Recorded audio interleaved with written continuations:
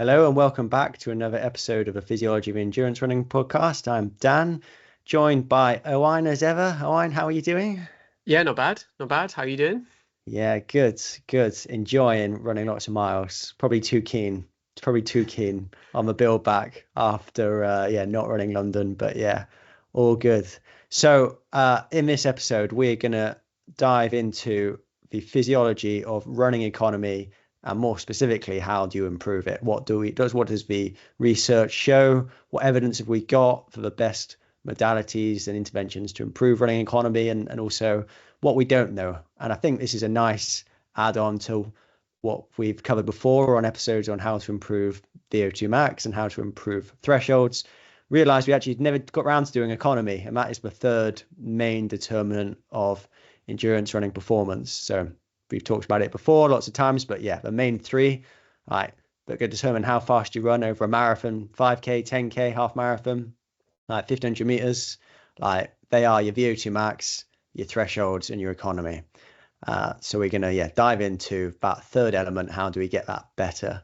But before that, we're going to do a bit of a segment on actually Owain's experience at the Anglo Celtic Plate 100K representing Wales. We didn't do a whole series on that. We felt we'd done that pretty hard over the last few months with the road to Barry and then road to London. No, yeah, which didn't quite come to fruition. But yeah, we thought we'd give you a bit of a break and not do an Anglo Celtic Plate special. But we're going to just spend 10-15 minutes or so talking a bit about the prep, how the race went, takeaways from a race, what we'd do next time. And yeah, it'd be good to just get some thoughts on that. So I know it's taken up a big part of your life for the last few months preparing for that race, and it was a big big occasion for you, Owain. Yeah. Yeah. So Brian, we'll put a placeholder if you want to just skip to the economy stuff. But yeah, we'll should be a good listen, even if you're not preparing for an ultra, just critical analysis of a training block and actually the debrief, what you're thinking about as part of the debrief process. But before we get stuck into all of that, we need to give a shout out to SOAR, our sponsors. So thank you, SOAR, for continuing to support this show. We really, really appreciate your support in helping us get the content out to you guys, our lovely listeners. Some really nice new arrivals on the SOAR website.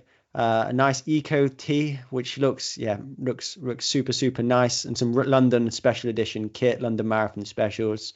Again, really nice colorways on there. Really high quality material. Go check them out if you haven't seen them before. Really high quality apparel.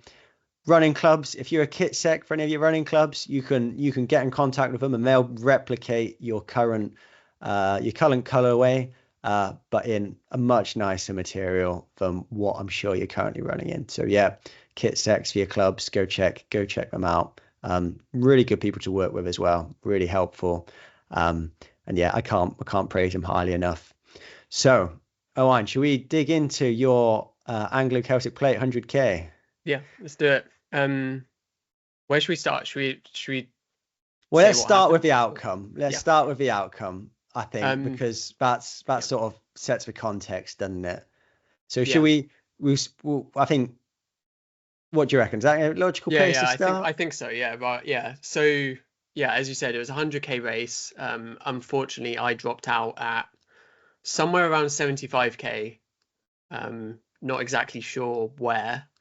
Well, around 75K. It was just over a five, well, just under a 5K lap. And it was like 20.7 laps. That's where I get a bit lost. But yeah. So not, I would say a really like an amazing experience in terms of getting to represent Wales. And yeah, like I've said thank you to them like directly, but like again, like thank you Welsh Athletics for like picking me. Yeah, like amazing experience. At the same time, like really frustrating. And I think if we'd spoken like a couple of days after, I would have just been embarrassed and like just like fundamentally just a bit shit. Like not that I'm there expecting at all to to win or whatever. Like I'm there to do the best job I can, and like ultimately it wasn't a very good outcome, and I think I can do better than that. Um, so it's like really frustrating, and um, yeah, I don't know, like you don't run to like drop out, and yeah, so frustrating in that regard. I guess if we talk about if we then go back to the training block, I guess. Yeah, and I guess a starting point is you're already up against it because you got selected off of your Barry 40 run, which you were really happy with. Massive improvement on the year before. First in the Welsh Championships, first home for Wales in that race, and Matt got you selected, wasn't it? But the time gap between about 40 mile and the 100k, it was about 10 weeks, was it? 9 weeks, I think. 9 weeks. And I guess actually that's an important point, and I should have said, like, I think I said the episode before that I will look back on this and be like, I got to run for Wales this year. Like, that's, you know, going to be a highlight of the year, and probably a highlight of anything I achieve with running, really. Just you wait. There's plenty more to come. Plenty more to But come. then I think you combine that and the fact that, like, reflecting back on it now, maybe I didn't take enough time to reflect, in part because of the turnaround, but I had a really good run at Barry. Like, and I didn't even realize that, like, someone said it to me, or Mick said it to me on the Thursday after Barry, and I didn't realize, and I think we'd recorded already by then the post show. Like, I negative split. Like, it might have only been by a few seconds, but I negative split in a 40-mile race. And not that, again, it's easy to look back 10 weeks ago and be like, oh, it was like easy. Like, I know it wasn't easy, but like, just it went pretty close to perfect. And I think the execution was really good. And then, like you say, like, also nice bonus, like winning the Welsh champ, or being like Welsh ultra champ for the year. Like, so that's really, really cool. And I shouldn't be like, oh, like the end result is rubbish. Like, I need to like look back and be like, that's a really, really good achievement. Yeah. But yeah, as you say, then the turnaround wasn't ideal. At the same time, just thinking about the fact that, like, sometimes we are quite blunt on here in terms that, like, we were somewhat blunt the other week in terms of London being like, well, if it's hot, just slow down. Like, you can't really blame the heat to a degree. And there were people at this 100k that had run Barry 40 and managed the turnaround. Kelsey, that won the women's race, ran Barry 40, and another one of the England runners had run Barry 40. So they managed it. I agree, it wasn't ideal, but people also managed to manage that challenge, basically. But yeah, no, it wasn't ideal, and I think reflecting back on the training, I maybe let that impact my training too much, in terms of that was always on my mind, and maybe I should have I don't know, just sort of been like, it is what it is, and just go back to normal training in terms of doing a few more sessions. I basically ended up having sort of 3 weeks of feeling like I was still a bit fatigued from Barry afterwards, whereas easy running, and I was feeling mostly fine, but I guess not quite as I was running and I wasn't feeling as fresh as I'd like, I guess. So I was then being really cautious and just thinking, well, no session is going to make me massively fitter, so I just won't do them. But maybe I should have done it, and I sort of feel like maybe I just was a bit stale. Where if you have that a bit more polarization in your training, even though we're not going to be doing like absolute like maximum intensity, but even just a couple more sessions might have then had some benefit. And it's difficult because I don't know the physiological reason for why they would have a benefit, but they might have just done, I guess. Yeah, I think it's really tricky, isn't it? And like you said, it's a position you probably haven't been in before, trying to peak for 2 races in a reasonably short time frame, and also just be like, you did Barry last year, and you did it this year, but you're reasonably new in the ultra running game over that sort of over a flat road, or track setting, isn't it? And that you're not gonna necessarily know your recovery time and when is the right time to push back and just push training on after a big event like that, after Barry. And I think it's the same with getting back into training for those who did London now. It's like you've got to build things back up again, but everyone's recovery is going to be slightly different. Some people seem to bounce back and they're like first couple of sessions they might be a bit rusty, and then third session, fourth session, they're back to as best they ever were. Other people take a bit longer, and you go, maybe I needed to get back into training more quickly, but that might have also backfired. It's one of those ones you're never really gonna know. I guess zooming out of a training block for my take would be, I mean, ultimately you didn't do as much training as you did going into Barry, which may well be a factor in how prepared you were for the 100k. But again, it's balancing that recovery time versus actually then building back up again, not overloading the system, and then having to recover and taper into the 100k again. I think it's a fine line to tread between doing too much and not doing enough, because I guess you have got all that background from that Barry 40 training there. So in theory, you shouldn't need to do quite so much to get to the same point. So that, I think that's definitely something I've reflected on, and I would do the training differently. And then I guess also I did want to add strength training in, but I sort of got 4 weeks post Barry and was like, well, I've got 5 weeks to the race. I don't want to add this now, which is a shame, and something I would have added and something I'm going to add, sort of in the next few weeks, because I do really think, it's something I want to add anyway. But that was another part of training that I initially set out thinking I want to do and then just didn't. So I don't know. I guess just in terms of the training, like I would definitely change it if I was doing it again. I mean, even I was thinking today, like I was doing like fell races up to, I think I did one like 2.5, 3 weeks out from Barry, and like I didn't do any, like I intentionally didn't do any between when I had the opportunity to, because part of my thinking was I don't want to look like a massive twat if I have to like message Welsh Athletics and be like, I'm really sorry, like I twisted my ankle at like this like little fell race, not the sort of thing. Like I don't know, that's just on your mind, which isn't on your mind when it's your own race.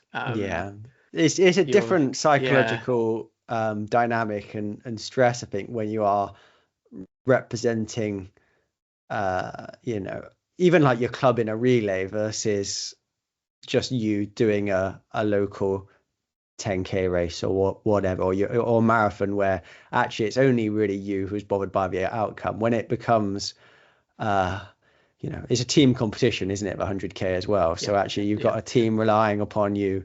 You've been selected, so that brings some pressure with it. Like you want to do your best on the day because to justify your selection, which you shouldn't be thinking like that, because you've been selected off the back of your own merits. But that is what is going through your mind, and certainly what's gone through my mind when I've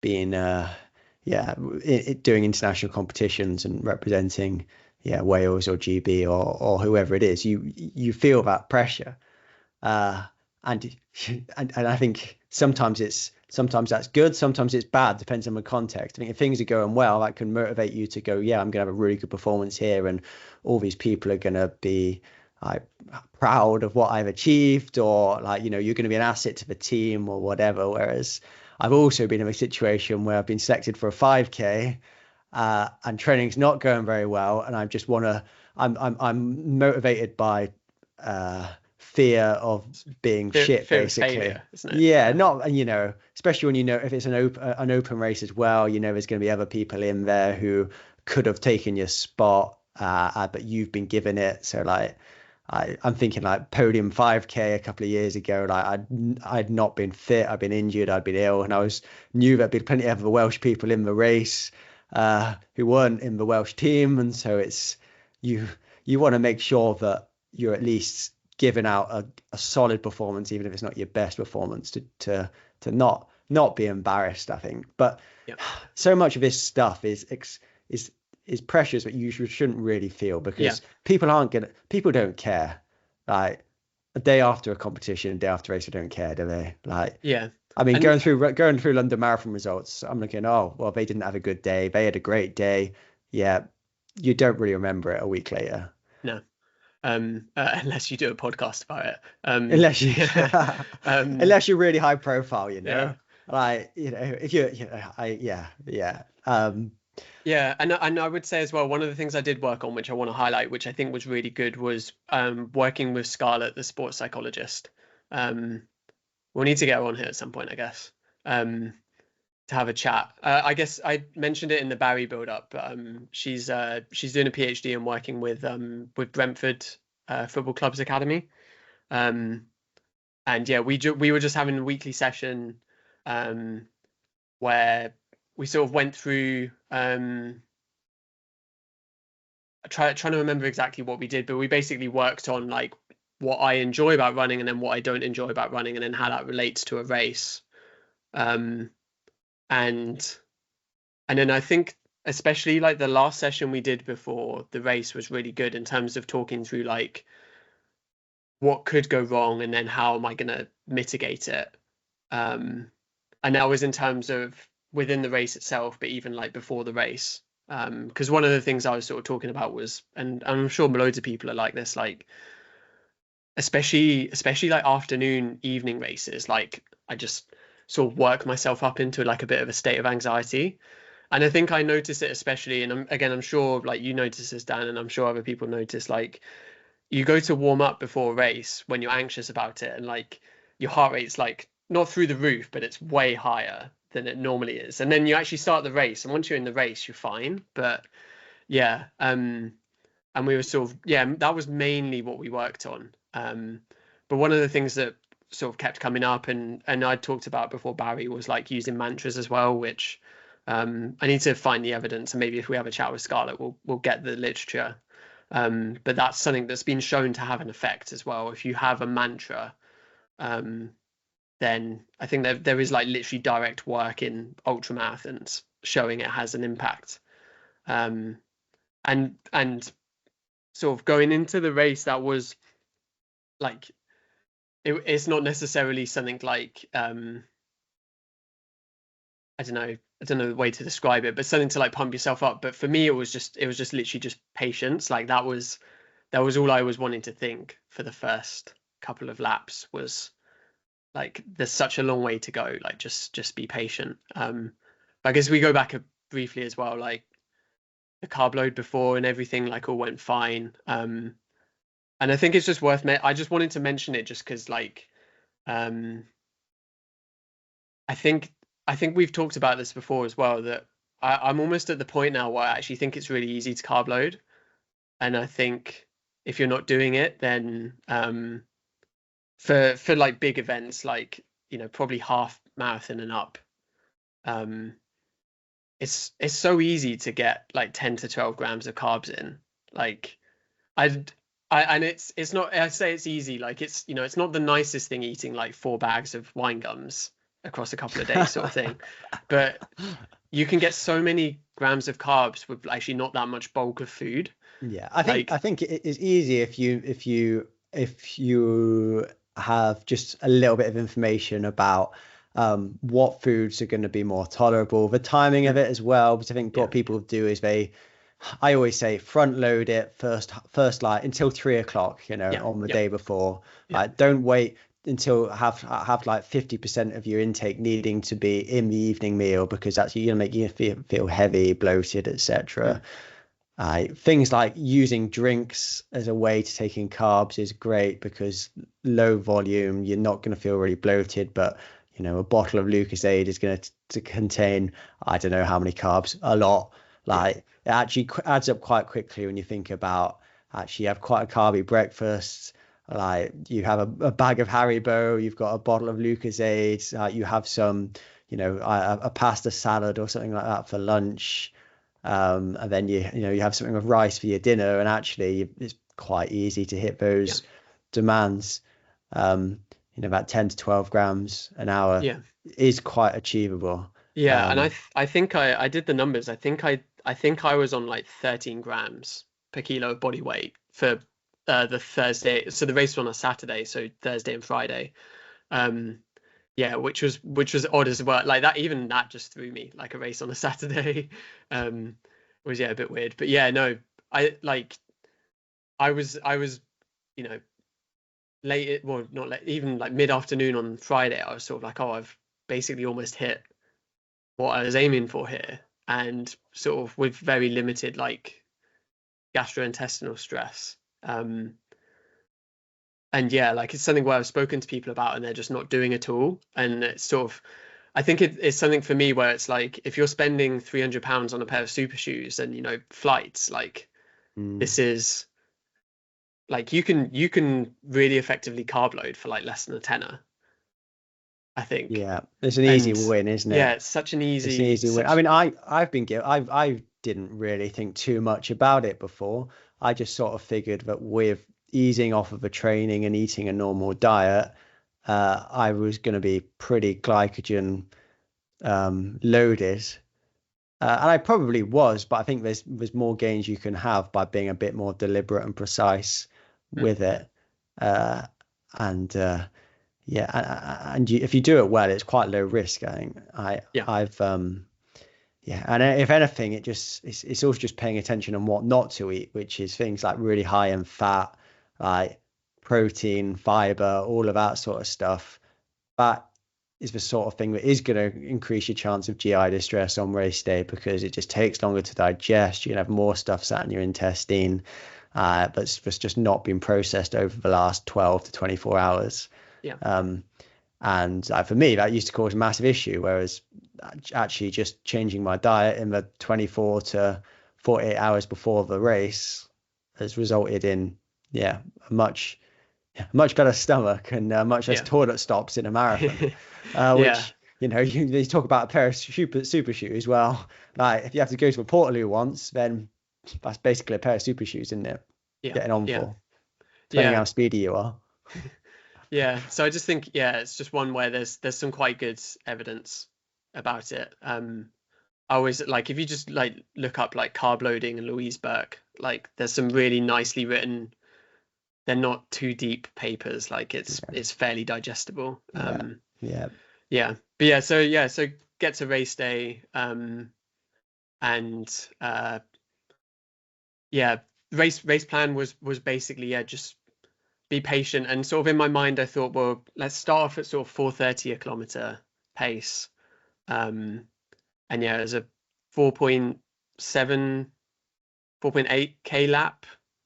Um, yeah, around Mallory Park racetrack. And yeah, basically, yeah, that was my race plan, 4:30 a K. And then every lap as such, you went through like the team tents before you crossed the finish line. Um, and you were able to get or anything you wanted. There was quite strict rules because there's obviously the team element of this 100K competition, but there was also the UK 100-kilometer champs, and then also England, Scotland, and Ireland had their ultra champs as well within it. So some quite strict rules in terms of like support and in terms of um, like men running with women because it's meant to be separate races. But yeah, basically, yeah, and fairly good conditions as well because this was the week after London, which got during the week really hot, but then actually fairly good conditions, like maybe a bit windy, but again, like everyone in the race was dealing with the same conditions, so you know it's, it is what it is, sort of thing. You're dealt the hand you're dealt, and then you need to adjust to it, I think. Um, yeah, so yeah, started off the race and just immediately into sort of 4:30 a k. Felt really nice and chilled, and I ended up I set out at that pace. I had the pace on my watch showing, and then I ended up basically behind four of the five England female runners, and they were in like a line across the track. And I was like, well, I can't go in front of them. because, well, I don't want to go in front of them because then I'll feel like I need to make a gap because, we were told don't go in front or next to any female runners. So I was like, well, if I go in front of them, I'm going to have to speed up. And then I'm going to be like constantly checking behind me to be like, are they close? Am I going to get in trouble? Sort of thing. So I went behind them and just didn't chat to them or anything. And then So probably you like were Kipchoge breaking two style, drafting off them. Is that right? there is a photo where V-shaped I'm formation. not quite V, they were just in a line. But yeah. And yeah, then probably like 6 or 7 laps in, the Welsh team manager and my girlfriend Rachel said, like, as I went past the tent and got my drink, they were like, you need to drop back. So I was like, oh, I guess I'm in trouble now. But yeah, ended up actually, they sort of broke apart and I went past them. But yeah, basically ran like 9-10 laps, feeling fairly chilled. Like body felt fine, like breathing, it's just nice and easy. Like there shouldn't be anything going wrong at that point. And then sort of got to would have been around 50k, and like I think my pacing was pretty consistent. Like I can't say I've gone back and looked on Strava, Yeah, but I was on my tracker and you were like pretty consistent every 5K. yeah. Um, And this was where, like, I wanted that sort of 4:30 a k, but I was reacting to this group in front of me where, like, if they slowed down, I slowed down because I didn't want to just end up 5 meters in front of them, and sort of getting in trouble, even though I ended up getting in trouble. Yeah, and then sort of got through 50k, and then just it went from like my legs feeling a little bit tired to just suddenly they just were awful, like just really bad. And it was sort of, I guess, right through my quad on my left leg, and then my right leg was sort of just felt like all of the muscles around my hip were just really tired. And there was a bit of climbing and descending each lap, so it's like 50 meters per lap. So I mean, if you did the full 100k, you did about 1,000 meters of elevation change. it's quite a And lot, isn't it? I would say. it's on one hand, it's a lot.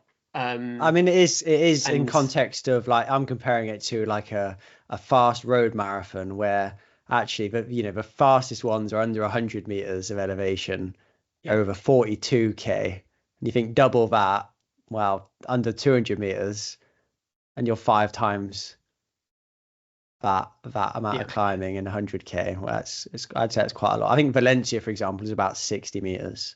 yeah, yeah. It's a lot, but then I guess I come back to the conditions and even like the Barry turnaround. Like plenty of people had really good runs. Like I guess I'll shout him out, Henry, that won the race for Scotland, who lapped me at about 40. I guess I was 45k and he would have been 50k, and lapped me and said that he listens to the podcast. Yeah, shout out to him. Yeah. Yeah. Although, like, yeah, where like it's sort of starting to go wrong, and then Henry went past and said that. But yeah, no, like Henry had a really good run. Like if you read his interviews and like look at his pacing, I think he sped up in the second half, or at least didn't slow down. So he managed the course well. Were you paying Yeah, so attention to your heart rate throughout the race, or just sort of going off of I was for going sort off of of 25k, and then I just sort yeah, of got to the point where I was like, it's starting to drift, and there's yeah, nothing I can do about this. yeah. It's So a I bit just too went, late then, isn't it? It's like if it's drift, well, it's gonna drift anyway, isn't it? And mm, also, slowing down, you're gonna slow down at some point, aren't you? It's a yeah, and tricky one, that. this was my issue, I guess, in terms of how to pace this, because with Barry and it being flat, like it's a bit more and also I guess like that 4 hour sort of time point, like I think you can go off of heart rate a bit more. Whereas because this is so much longer, you're gonna end up getting really fatigued. Like you're gonna have musculoskeletal fatigue. So even if you set out slower, you're still going to encounter that. So there's that balance of like how fast do you set out where you're not bringing in that fatigue too early, but you're not going so slow that you almost like waste feeling Yeah. fresh. I mean, I think Um, that is the key difference between an ultra and a marathon. mm, Like for anyone who's well conditioned, well trained, like for me, for example, I'm not having it's not muscular conditioning and fatigue that's limiting me in my marathon. It's an energy systems metabolic, like I can't go any harder here. uh, Yeah. issue.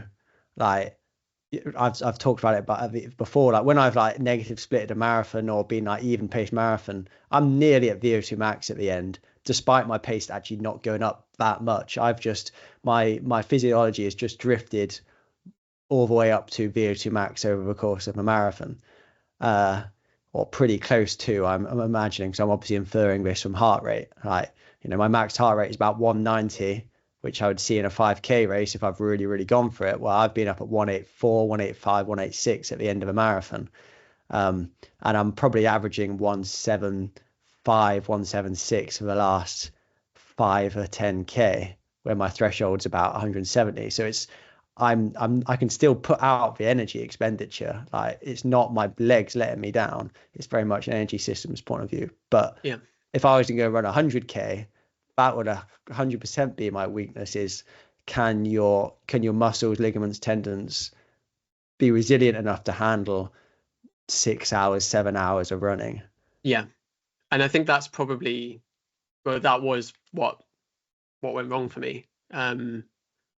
Yeah, and I guess it's where it then becomes hard to determine, like there's some percentage of it is going to be my preparation before the race, and then some percentage is the execution, and like where do they fall? And I don't think I'll ever quite know, but between those they went wrong. And that's the balance you have to strike for a race, isn't it? It's like, how do I execute with the physiology and everything else that I've got on the day? And I didn't do it right. But yeah, basically, yeah, I got through 50K. This fatigue sort of really ramped up, and probably took me a bit mentally by surprise as well. And then got to, I think, the 11th lap, so I guess 55K, and then said to myself, well, because the elevation came in sort of two distinct hills, and I said to myself, well, just walk up the hill and then like keep going, because in terms of like total time, I was like, that if I do that for the remaining laps, I'll add like half an hour, which in the context of 7.5, 8 hours isn't too much. And with the team element, like you needed 3 people to finish the score, so there was an element of like just keep going in case someone else drops out. And then sort of did 2 or 3 laps of that, and then even running downhill was like, this is horrible. And so yeah, got to I guess around 70K, and was sort of like, I just want to drop out now. Like this is really not fun. There was a couple of like big gusts of wind where I on the flat bit where I just completely stop, because like I just don't have the power in my legs to keep running. And sort of was convinced by a combination of Rachel and then the Welsh team manager as well, like just try one more lap and see how you feel, and basically walked the entire lap. And then was told like, just call it there, sort of thing. Like don't keep going if you can't run, there's no point, sort of thing. Yeah. So yeah, frustrating. And also I guess talking physiology, like my nutrition I think was going well. Obviously, I guess you don't know how much of an impact that had, but I was, yeah, doing a bottle on one lap and then a gel alternating. So when I was running, I was probably, and a bottle of, well, what was it? It was 250 mils of Morton. So that would be, is that 40 grams? But But yeah, 40 so grams. Yeah. so it would have been sort of probably 100, call it 100 grams an hour. Yeah, which is Um, great, isn't it? yeah, and I was tolerating that absolutely fine. Like at the end, I was like, I don't want to drink any more of this. But I think I would have if I was kept running, I would have been fine to keep going with that. And yeah, no GI distress or anything.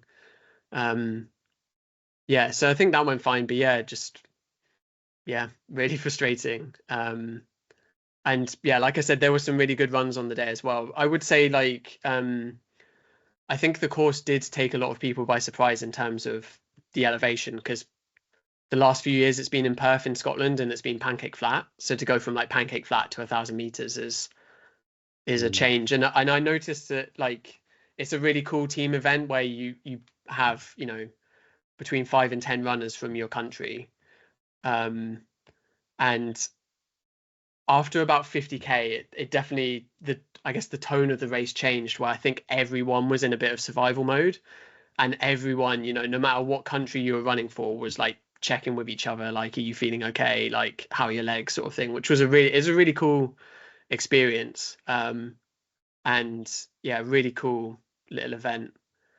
I say little event, like big event, but Mm. yeah, road ultras are definitely a unique event. And I think also, I think there's definitely something, and again, I don't know what um what area of physiology you would put it under, but I think really good ultra runners have an ability to, like, they start to feel some fatigue, but they're able to manage it. Whereas for me, it definitely felt like A I hit cliff that edge. fatigue, and it Yeah. just went off the cliff. Mm.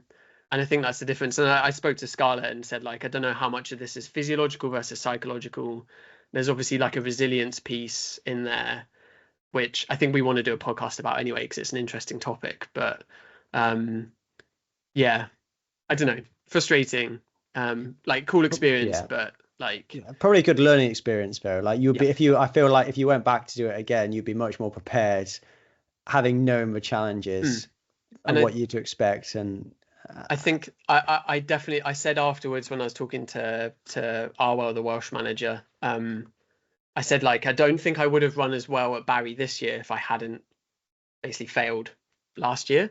yeah, And I said to him, like, obviously, like, I would like to come back if I was selected, because I think I would execute a lot better race just learning from it. So yeah. I mean, yeah. my first my first marathon was a complete shocker. Like I blew up massively, and every one you take something away from, and in some ways they're the ones that you learn the most from, isn't it? Like I guess I did the 50k along the South Downs way, 2 years ago, and had I came second, but had a bad time of it.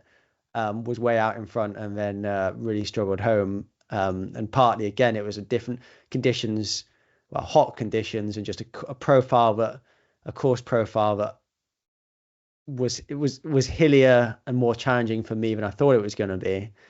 And I came back the next year and was much more prepared and had a much better performance. Yeah. Ran quite a lot faster. Managed to win the thing.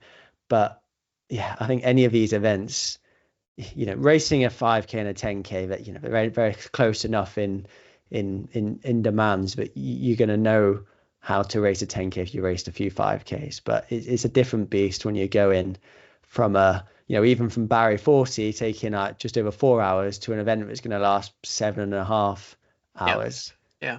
Yeah. 50%, well, 100% longer nearly, isn't it? 50, like Yeah. 75% longer. Like, that's Yeah. that's challenging. Yeah. And yeah, like you say, the main thing, yeah, it's always learning, isn't it? Like, I think, yeah, definitely something that frustrates me is when you see people like make the same mistakes again and again, and it's like, just take a couple of days to reflect and be like, why did this go wrong, and what can I do to learn from it? Yeah, Yeah, there's no point if you're not going to do that, I don't think. yeah. But yeah, So that cool was experience, but yeah, yeah. yeah, So frustrating outcome. that was a quick 10-minute Yeah, debrief of sorry. that was good. I think it's all good discussion points, and yeah, really interesting to hear, and I hope listeners have taken something away from that, which I guess the big message is uh just appreciate when things go wrong, and take learnings from it. I guess Yep. that's a nice way Yeah. to wrap it up. And even if Yeah. things don't go great, actually that's going to leave you better prepared for next time, as long as you pay attention to what actually went wrong and what you need to probably try and address, and what interventions you think might be different. And Mm. obviously, it's not a guarantee that you're going to have a better success next time, but you should be more prepared for it, Yeah. if you've really gone into that reflexive process. Yeah. And I guess also just mentioning listeners, yeah, thanks as well for all the messages, because yeah, that was really nice as well. Yeah, like, I think we've said about it before, I guess, when we talked, like, just privately, but like, on one hand you're like, oh, like, I'm talking about this on this podcast, like, but I never felt like it's even that any pressure. It's just nice. Like, yeah, I mean, it probably helps that all of the messages are nice from people, but yeah, no, I did really appreciate. Well, We're probably Yeah, not big time enough then, I are know. we? Yeah, If you're getting too big, then that's when the bad messages come in, the yeah. nasty ones. But Messages and anyway, memes. Yeah.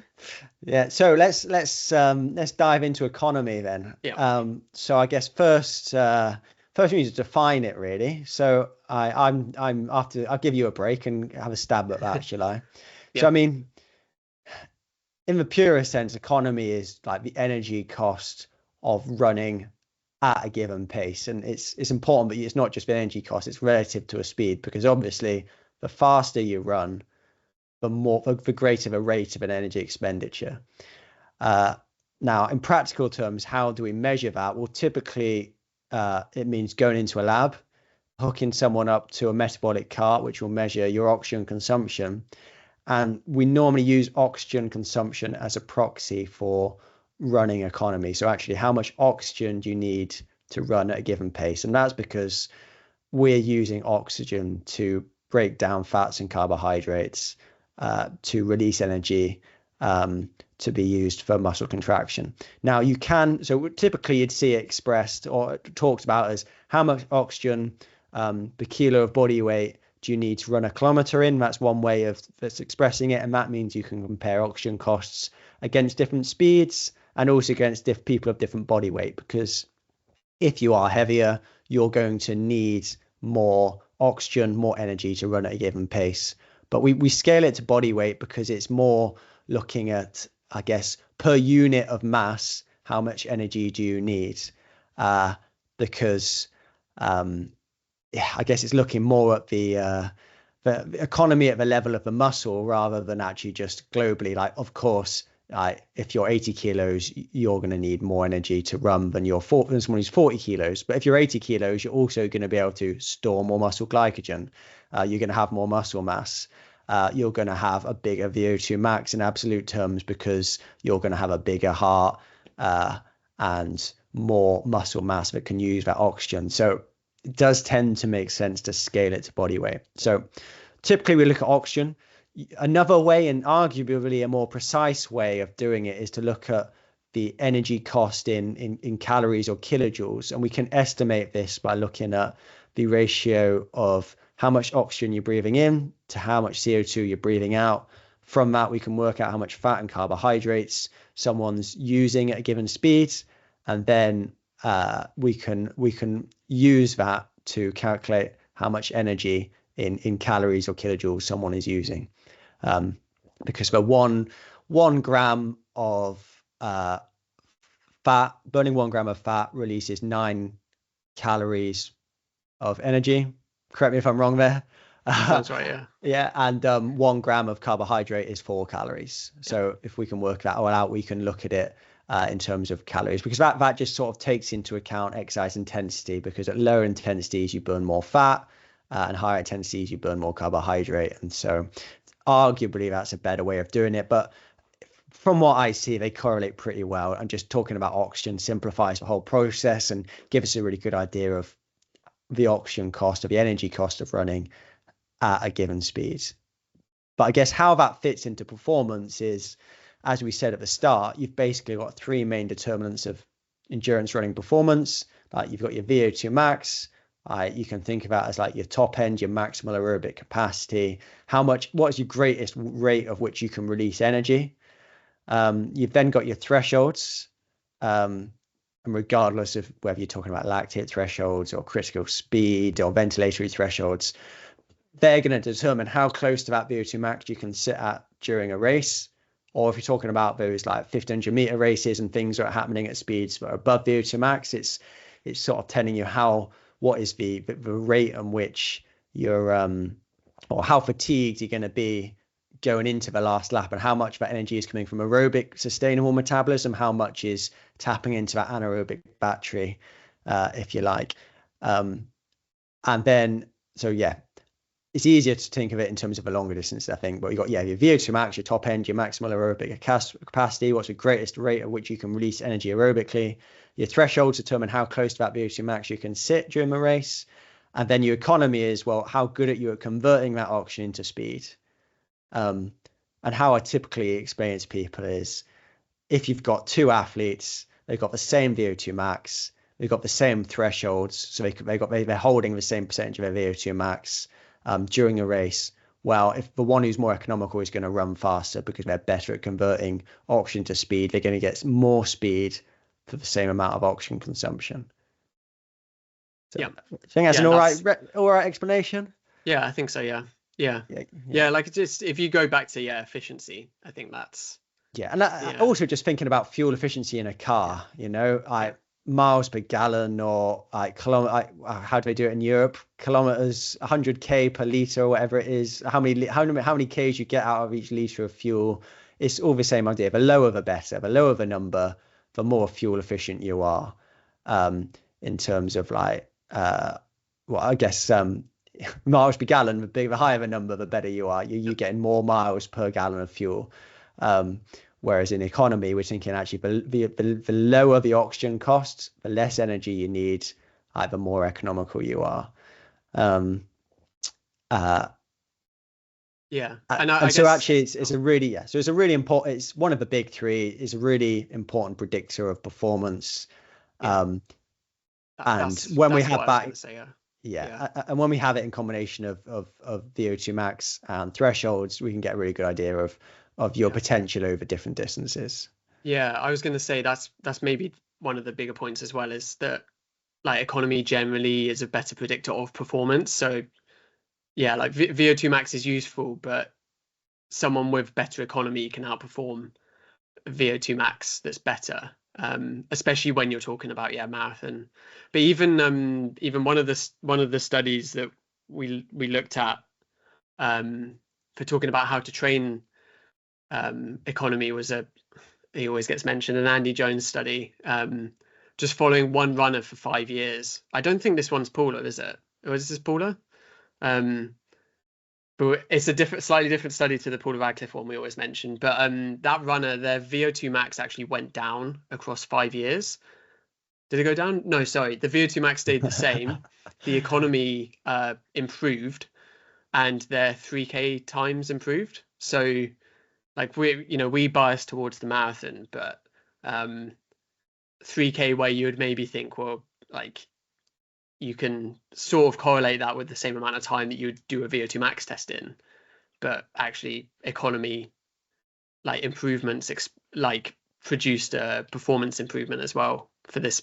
It's an N of 1, but this isn't a Paula Radcliffe paper. And it's really nice in showing that VO2 max goes down from 53 mil per kilogram per minute in the year 1992 and down to 47.6 by 1995, but the speed at VO2 max has actually got faster because the economy has got so much better. So that's why just looking at 2 kilometer or 1500 meter time in alone doesn't tell you how good someone's VO2 max is, because the speed output is a combination of the VO2 max and the economy and also the thresholds as well. I've got a really big VO2 max. It's about 80 mil per kilogram per minute, but I'm rubbish at the 1500 meters because I haven't got an anaerobic capacity, and also my running economy at those faster speeds is quite poor. Whereas but I think the classic interpretation would be, he's not very good at the 1500 meters. He hasn't got a good VO2 max, or he hasn't got a good top end. Well, I can generate a lot of energy aerobically, just not very good at converting it into speed. And actually, if it comes to 400 meters flat out, I can produce not much lactate. I'm not getting much energy from glycolysis. So that's why we always say actually physiology testing is about looking under the hood and really defining how someone is doing the performances they do. Yeah, that's I'd say that's a really nice segue to, I don't know what I'd say, maybe myths or what we don't know about running economy, because I think it's very easy to get caught in the trap of just looking at how someone looks when they run and saying, oh, this person looks really good when they run, so they must be more economical. And that isn't the case. There's a really nice big systematic review, I think it is, of the impact of different biomechanical factors on running economy. And they came to the conclusion that just biomechanics in isolation explains about 4 to 12% of the variation. That's a paper by Van Horen et al. Yeah, I was just gonna say that. Yeah, a good shout out to him because he's does some very exciting research, but is also a very fantastic athlete in his own right, isn't he? I think he's run like 62 minutes for a half marathon or something like that. I'm just looking him up now on his World Athletics profile. So from the Netherlands, and yeah, 62:04 for the half in February 2025. Oh, in Barcelona where I was. So 2 minutes ahead of me. 28:40 for 10K this year. Very good athlete, but also putting out some very cool research too. Yeah. But yeah, I Yeah. mean, like that systematic, very thorough systematic review is really interesting, wasn't it? With I just looking for our notes here, like no individual biomechanical factor could explain like more than 4 to 12% of the individual variation in running economy when considered in isolation. And like going through all of these things like foot strike and foot pattern really didn't explain much of their differences in running economy. Yeah. I mean, the foot strike stuff is there's studies saying rear foot striking is better, studies saying forefoot striking is better. I think it maybe comes back to the fact that like the body and how you produce running performance is so multifactorial that to isolate one is yeah, it's difficult. And at the same time, you know, we talk about VO2 max, but actually VO2 max encompasses a load of things. That's why it's a really good measure of like health and longevity as well, because it's not just a very isolated Yeah, it's not just an measure. isolated reductionist measure, isn't it? It's taking into account like your blood volume, your hemoglobin mass, the size and capacity of your heart, your ability to extract oxygen, your muscular health, and actually your muscles can take out. Have you got enough? Yeah, muscle mass to extract oxygen and use that. It's so Yeah. multifactorial.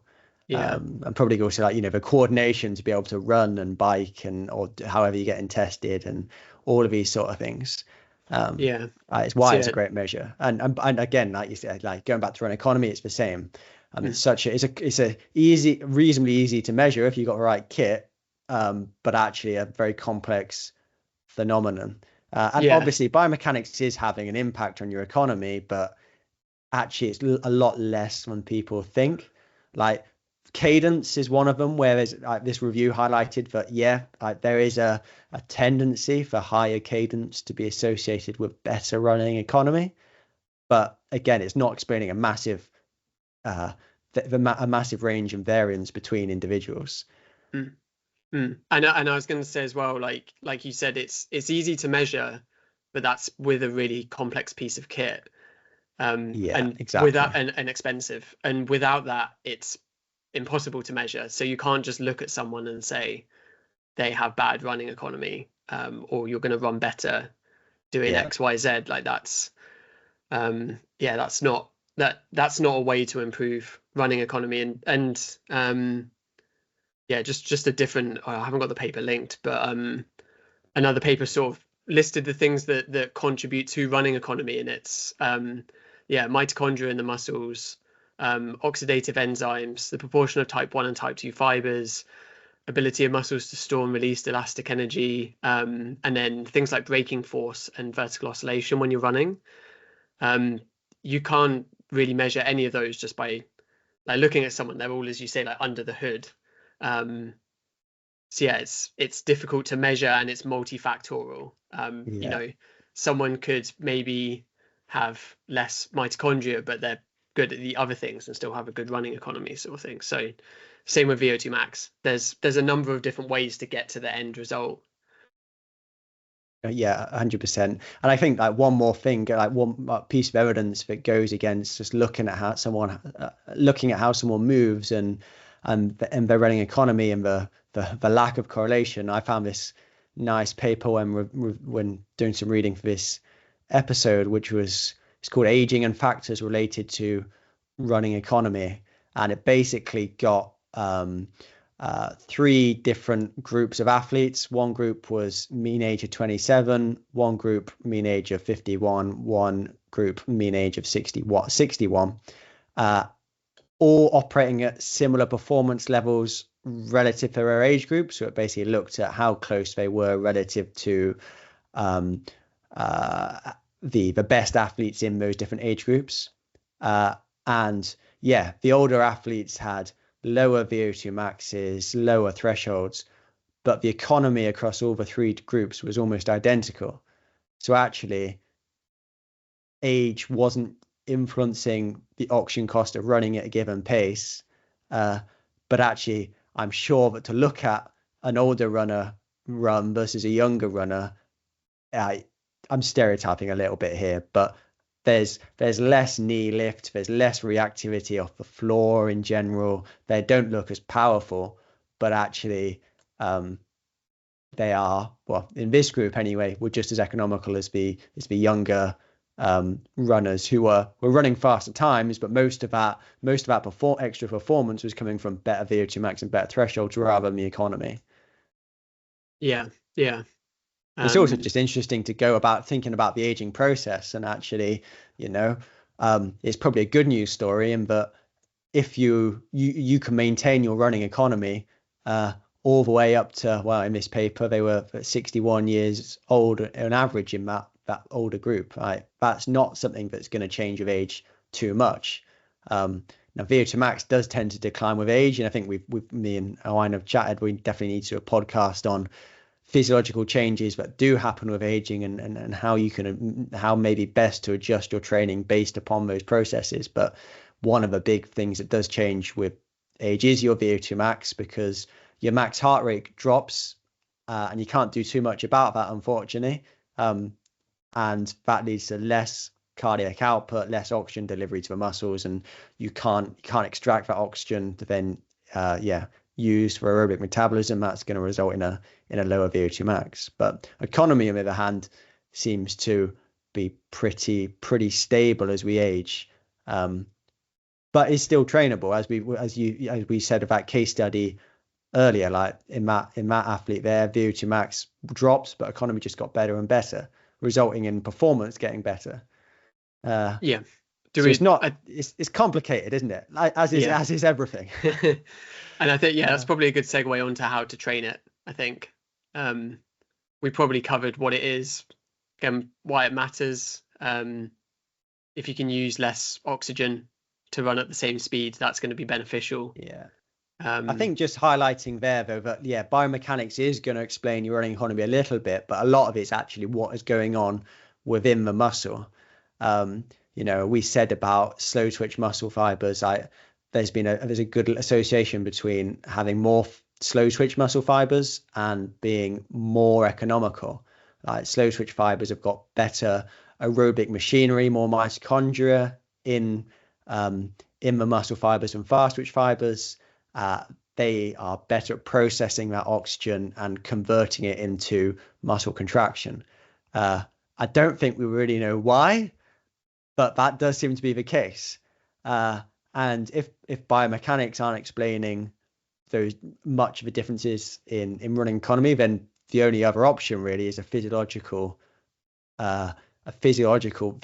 variables, which is going to be a peripheral adaptation. It's not going to be the heart, I would say. It's more about actually what is going on within the muscle fibers themselves. So I think just worth highlighting that before we go on how do we go about training it. I guess moving on to how you train it, I guess. I would say maybe a caveat before we start diving into some of this, that probably a caveat we could put on most episodes, to be honest, but most training studies aren't very long. And this especially seems to be something that takes a while to improve. So it's harder to do the research. You can take a group of people that aren't training and train them for 6 weeks, and you'll probably see a change in their VO2 max. Whereas this seems with the peripheral changes, they take a lot longer to manifest. Which you can economy change. I think that's true. But having said that, like in people who I've tested pretty soon after an injury, So they've had some time off from training, and then they just do, 2 or 3 months of training and then come back and get tested again. Those people can have noticeably different changes in economy. And actually, their VO2 max values are not often, that VO2 max is going to go up a bit, but they're often quite similar, whereas a lot of the improvements in performance are coming from economy. And I guess it just depends on the starting point. I think if you're a new runner, you're going to get more economical quite quickly. But if you've been running for a long time, yeah, economy can still get better.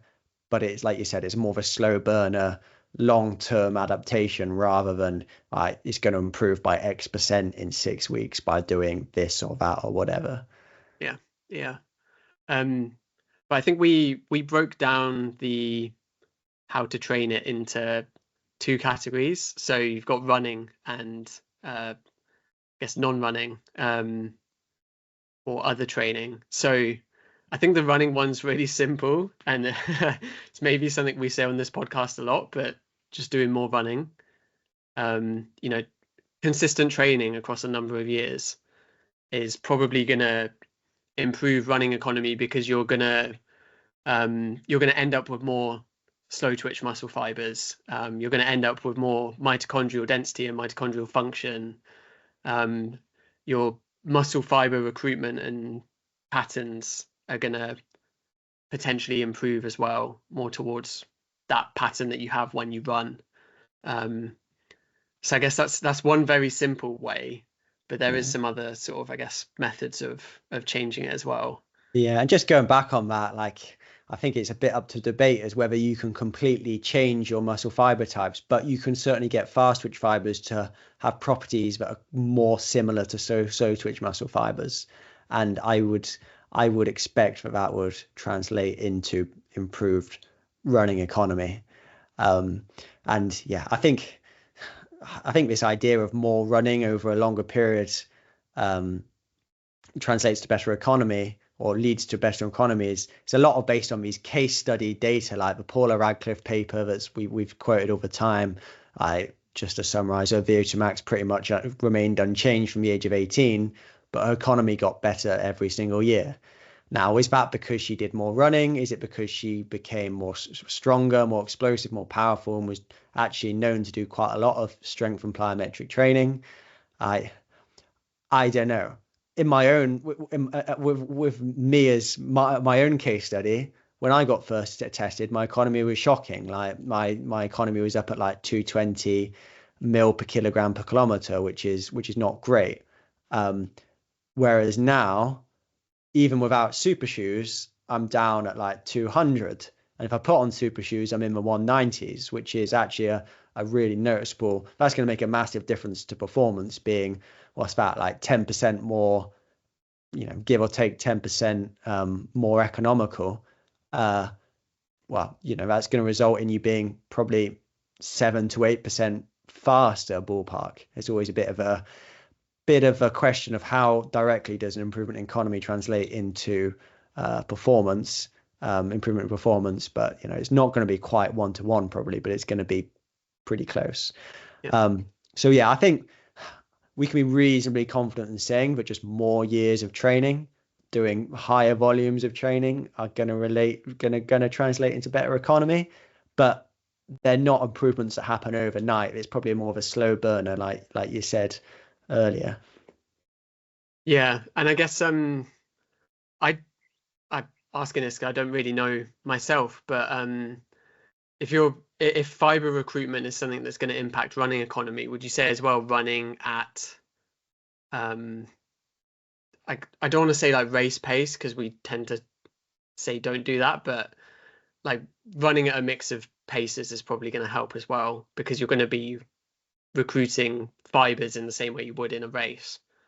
Yeah, and well, I think that's going to be part of it. Like, if you want to make your fast twitch fibers more aerobic, then you need to recruit them, and that's going to mean running at faster paces. You don't recruit your fast twitch muscle fibers until you start running faster, or like above your LT1, your lactate threshold. That's when you're going to start recruiting more of those fast twitch fibers. And you're only going to recruit all of your fibers if you're sprinting as hard as you can, but ideally up a hill.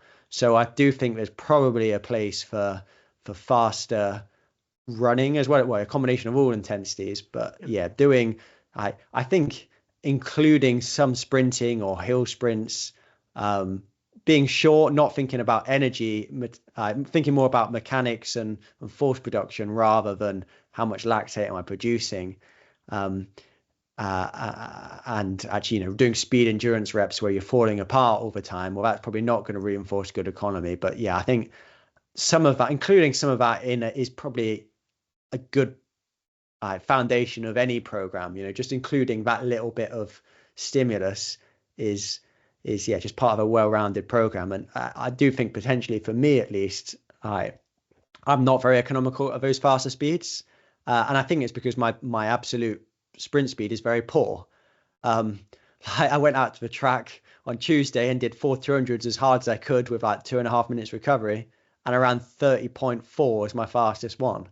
But if I'm racing a 3K, well, I'm running like 33 seconds for 200 back to back to back. Like, what's that? 15 times. But I look pretty poor doing it, and it feels pretty rubbish doing it. And I've been told I just look like I'm sprinting for the whole way, which is what it feels like. I think if you're pushing your biomechanics as close to their limits as possible, then that's probably going to translate into worse economy at those faster speeds. But for the context of a marathon, I don't think it's an issue. So yeah, it's not. It's this point where we probably depart from a really good literature evidence base to more speculative stuff, I would say, but Yeah, still and based upon those foundations of yeah, physiological knowledge and case study data, etc. yeah, I was when I was writing these notes, I was trying to think like, is there even a way to think about like what percentage you'd put on just running more? And like that's probably is most of it. Like I was thinking of it in the lens of like if you run 3 times a week and want to improve your economy, it's not going to be some of these other methods we're going to mention. It's just going to be running more is going to improve it. That's the main one, but the other methods maybe get researched more because they're easier to research, or Yeah, there's some, I guess, cross modality as well. yeah, But I think should we move on to one of the other main like methods of yeah. Do you want improving it? to Yeah, take the lead so on that one? yeah, so strength training is I think quite well researched, and we're going to have a whole podcast on this anyway in the next few weeks. So we can dive into this specifically more, but there seems to be some evidence that there's a lot of what have been called like non-metabolic factors that can influence running economy, and strength training can train a lot of those. So when it comes to the type of strength training, it seems to be very high weight, low rep work, and then plyometric work. And then I think there's some debate in terms of doing them together, how much that works. It's not a additive effect. But yeah, generally that seems to be better for improving running economy, and that's looking at muscle fiber recruitment and force production. So the idea being that if each step you take when you're running is a lower percentage of the maximal amount of force you can produce, that can lead to better running economy. And I So guess yeah, if you improve that sort of max echoes strength, yeah, what I was saying earlier, doesn't it? With the sprinting, like how close are you to your maximal sprint speed? If you're really close to it, you're probably going to be a bit less economical than if you're more submaximal, isn't it? yeah, yeah. So yeah, generally, yeah, doing higher weight, lower rep strength training seems to be the best way to go in terms of improving running economy. And then again, it's hard to nail down, I think, because it's hard to do the research, but it's sort of between 1 and 4 sessions a week. But I think generally it comes back to like 2 or 3 sessions a week of strength training. And you're probably, if you're doing a lot of endurance training, like you're not going to be putting on much actual muscle mass, just because it is really hard to, or you don't have the right environment to induce hypertrophy, because you're using so much energy when you're running anyway. So you're probably going to be in, if not an energy balance state, a slight energy deficit, which means it's hard to increase your muscle mass. So that's not necessarily something you need to worry about either. And also just the amount that you're going to be lifting, isn't it? Like, especially if you're keeping, that's one idea why you want low reps, high weight, is that shifts the emphasis more to neuromuscular adaptations, where if you really want hypertrophy, what you need to do is break down the muscle, and then it gets rebuilt bigger and stronger. And that only comes really if you're doing higher volumes of weight, like higher volumes of reps, which comes with a lot of muscle breakdown. And for some people, actually putting on some muscle mass is not necessarily a bad thing. Like, especially, I would say, especially for female athletes who've got lower testosterone levels and actually can be limited by just the amount of force that they can put out. So yeah, I think trying it's to probably good for like longevity as well. Having a bit of muscle mass and a bit of strength. Probably just a bit more resilient, isn't it? Like the associations between like strength training and injury frequency, they're not great, but I reckon on balance it probably does help you just be a bit more robust if you are a bit stronger. And I guess I suppose neuromuscular adaptations, like they've also done like EMG studies where looking at like the electrical activity of going through the muscle when you contract it or maximally contract it. And strength training, it just seems to make it look a bit tidier and a bit cleaner, and you need you have a more coordinated response, like a better switch on of the muscles you want to switch on and switch off of the muscles that you don't need during that movement pattern, which is again like being inferred or at least a thought that you might benefit how economical you are, and like just making sure that you're recruiting the right fibers at the right time. And I guess that goes into the plyometrics then as well, which is in my mind, the plyometrics is more about training the tendons and the muscles as well, just to have better reactive strength and bounce off the floor. Like I said earlier, that running, the cadence, high cadence is associated with better running economy. Well, one of the other ones is ground contact time. Having lower ground contact times means you're spending less time on the floor, and which means that you probably are getting more return from your Achilles tendon, which is the main way, which is one of the reasons why humans are fantastic at runners, fantastic long distance runners relative to other species, is that we have these good elastic Achilles tendons that recycle some of that energy. And if you can get an Achilles tendon that's got better function, can store more energy, then that is going to save energy and oxygen cost when you're running at a given speed. But I think the important thing there is that you can't just hold energy in your tendon indefinitely. Like it's loaded like an elastic band, and then you need to let it go pretty quickly. Otherwise, energy is just going to dissipate. So if you've got shorter ground contact times, you can load and release that tendon more quickly and then recycle more energy. Yeah. I think we'll maybe leave actual specific strength training prescription for a podcast that's coming up in a few weeks.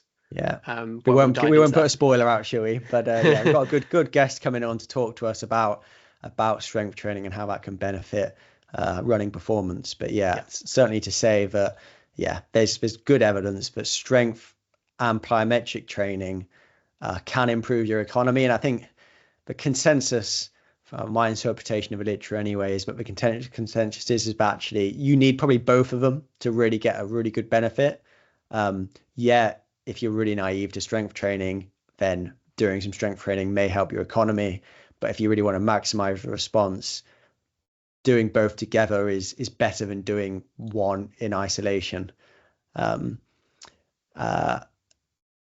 Because you're probably just coming at it from two slightly different angles. You need to be strong, and then you need that reactive strength. And I've got another paper here that I found, which I've lost the reference for, that basically said that it's eccentric strength, elastic energy return, but is much more important than just absolute strength. So in the paper, they found that your drop jump ability, or what we call your reactive strength index, which is basically the ratio of how much time you're spending in the air versus how much time you're spending on the ground.